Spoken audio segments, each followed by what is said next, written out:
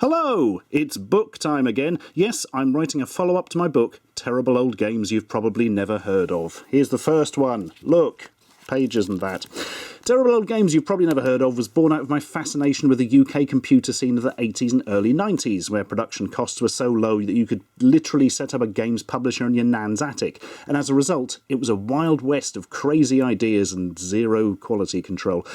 When I first started researching for this little blighter, I honestly thought I'd only find about 30 games bad enough to write about in a book. But the deeper I dug, the worse it got. I kept discovering ever more hateful nuggets of video game incompetency. Some of the games I found were just unbelievable, frankly. But I will make you believe them with clever words and visual proof. Because due to popular demand... Yes, really. I am working on Attack of the Flickering Skeletons. More terrible old games you've probably never heard of.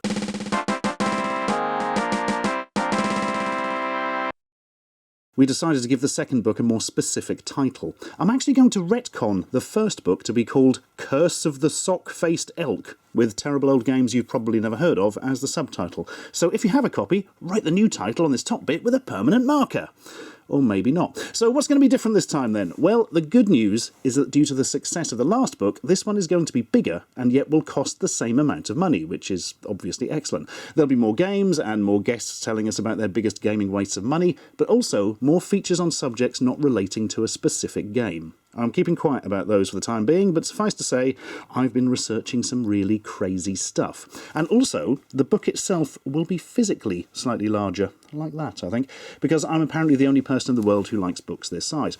But something that will absolutely be kept the same are the 4 criteria games have to meet to be covered in the book. Number 1, they must have been released sometime between 1980 and 1995 inclusive.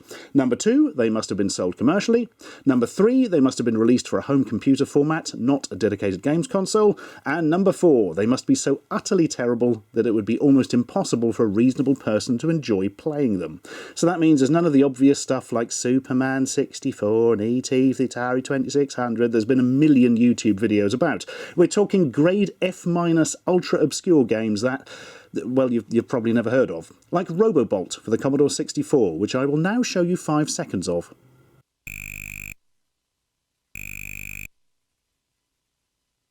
I had to play that for over an hour. And you've seen everything it has to offer within 10 minutes, and none of it is good. Now, I actually tried to play all these games on the original hardware and old CRT televisions where possible, which is why my house is filled with these computers. Commodore 64, Auric Atmos, this hastily repaired ZX Spectrum, an MSX, Commodore Amiga. I play everything on this Amiga CT32. I've got one of the SX1 expansions that lets you add keyboard and floppy drive and that, so it's effectively the same as an A1200 with a motion video thing. Dragon 32, BBC Micro, although technically this is a BBC Master, Atari ST, Amstrad CPC. I actually play things generally on a 664. I haven't actually tested this yet. I got off eBay the other day. And amazingly, it actually came with an incredibly terrible game in the cassette deck. Acorn Electron. And I've got an XEGS for Atari 8-bit stuff, but that's currently in the office. So then, if you would like a second volume of Terrible Old Games to exist, you will need to pledge your support and pre-order a copy from the publisher, because we need to make sure enough people want one before we commit to printing a load of them. Plus, you get one of the beautiful ultra-high quality backer copies like last time, which are only available direct from the publisher for the same price as the previous book was. If the campaign is successful, there will be a mass market version for the shops, but it's not as nice, and I've got no idea how much it would cost in the shops, because, you know, the shops set the prices for those, obviously. Anyway, that's enough waffle. If you're interested, pop over to Unbound's website and do yourself some pledging. Then you can join me on a second journey into a land of utterly appalling games that are also incredibly amusing.